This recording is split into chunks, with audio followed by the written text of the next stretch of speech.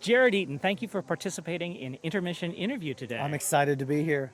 So, how many years have you been with the Stephen Foster Drama Association? This is my fourth summer with the Stephen Foster story, but it is my second show, which is a weird sentence to say, but this is the first time I've been able to participate in the second show of the season. And so you're dressed a little bit differently than we would normally expect one to be dressed for the Stephen Foster story. True. We're obviously here at the second night of The Sound of Music. What role do you perform here? So for most of Act 1 and about half of Act 2, I am a butler helping to move sets, and then a party dancer at the end of Act 1. And then in Act 2, I have a change and become Admiral von Schreiber of the Navy of the new regime, the big bad guy who forces the Von Trapps to take drastic actions. So in both shows you have some type of role that has a German accent. I have been typecast, I suppose, as the guy with the German accent. Yeah, I try to differentiate them between shows. I'll leave it up to you if I'm successful or not, but... He is very successful, and I encourage you to come and see for yourself. You're not a performer by profession, are you? No, it's wonderful to be a professional actor as a side job, but my full-time employment is I am a high school science teacher, just starting here in Nelson County. It's my 14th year teaching high school, but my first year in Nelson County. I'll be at Nelson County High School in the fall teaching biology and integrated science. And I should also say that the fact that he's not a professional actor is not something you'll be able to notice from the audience. He is absolutely as professional as anybody ever. Thank you so much.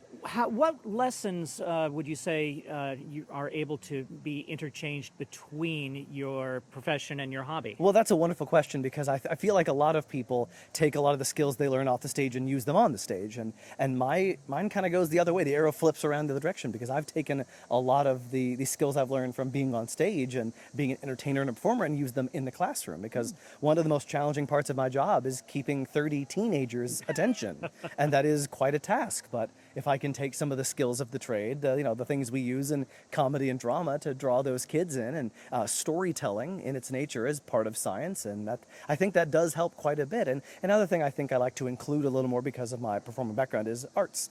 Integrating the arts into the sciences as a way of communicating complex concepts. Interesting. And what would be an example of that? Now, I will say most of the time it's visual arts. Okay. But, occasionally there's been known to be a song or a dance that might go along with a unit pretty well. There's a great video I show called the mitosis dance that I think helps illustrate some of the steps of, again, a rather complicated chemical process. I think we'll all be looking for the mitosis dance to sometime appear on YouTube. Oh.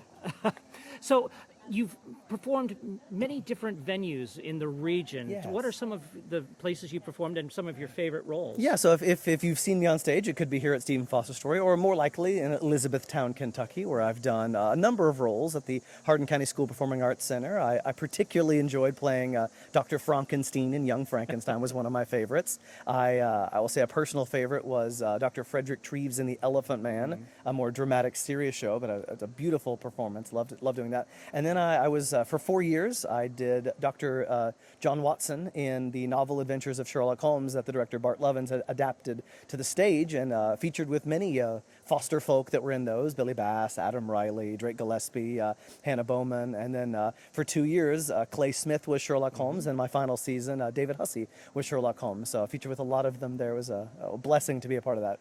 If you had a dream role for the future, what might, or dream roles? Yeah, there are a few. I would love to play. Now talk to the Of producers. course. Listen here.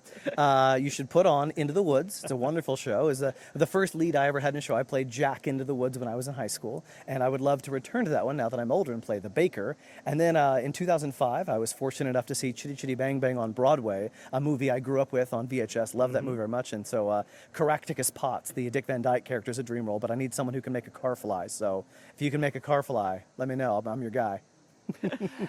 What would you say is your favorite song in the Stephen Foster story or Sound of Music? Okay. Oh, those are very good questions. I guess, in terms of what I get to perform, it's hard to say anything other than Shanghai Chicken, because we have so much fun in the very brief time we did the song. It's a quick one. It moves very fast, but we have a blast performing Shanghai Chicken. And Old Folks at Home is just it's a showstopper. It's a beautiful one. I don't get to perform in many songs in Sound of Music, but I really do enjoy hearing the Nuns. They open the show. Their harmonies are so beautiful, and those women are so talented. And then I think another one of the more fun ones would be like 16 Going on 17 is a very fun, iconic song that I enjoy.